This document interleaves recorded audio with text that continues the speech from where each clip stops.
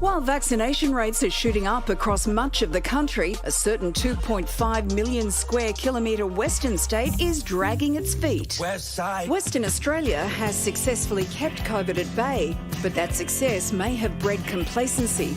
Having only just limped to 57.6% double jabbed, Mark McGowan has made a mandate. This will apply to a range of occupations and workforces and is aimed at preparing Western Australia safely for the inevitable community transmission. It covers 75% of the WA workforce, with emergency services and meat processing workers requiring full vaccination by New Year's Eve.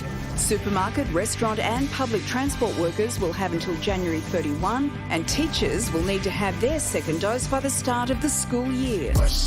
Anything that will lift our vaccination rate allows us to reopen the economy to other states and internationally, and that's really important for the business community. While the mandate has broad support from the business community, Teachers Union and Tourism Council, not everyone's on board, with hundreds of protesters taking to the streets.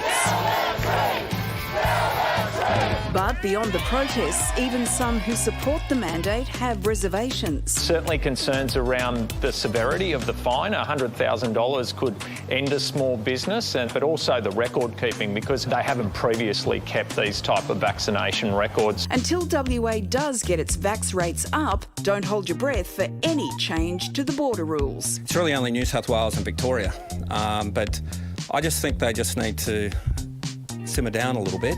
Let us get through this in the safe way that we have. Polls show the vast majority of West Australians support McGowan's hard border stance, which would see the drawbridge staying up, even as international travel reopens for the rest of the country. That means many on the East Coast may be able to visit Denmark or Albany, New York, before they can visit Denmark or Albany, WA. So, will this new mandatory vax rule do the job and put the country one step closer to a full reunion?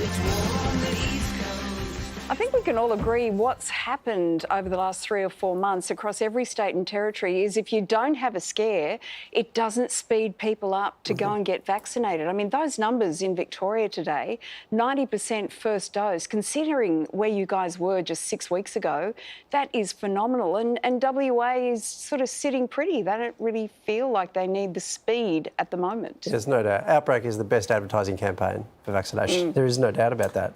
But, but what's interesting to me, and I wouldn't know, but did he need a mandate to do it? Or is there some other way he could have done it? Like, for example, if he'd said, you know what, I'm opening the border in Feb. Oh, right, prepare. Would that have done it?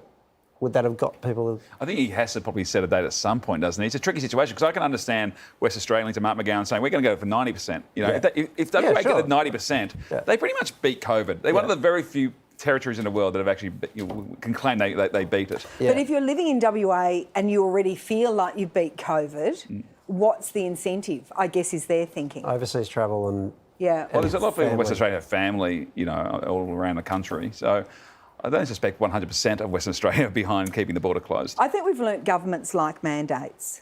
Yeah, especially in Australia, which I think is really interesting. Yeah.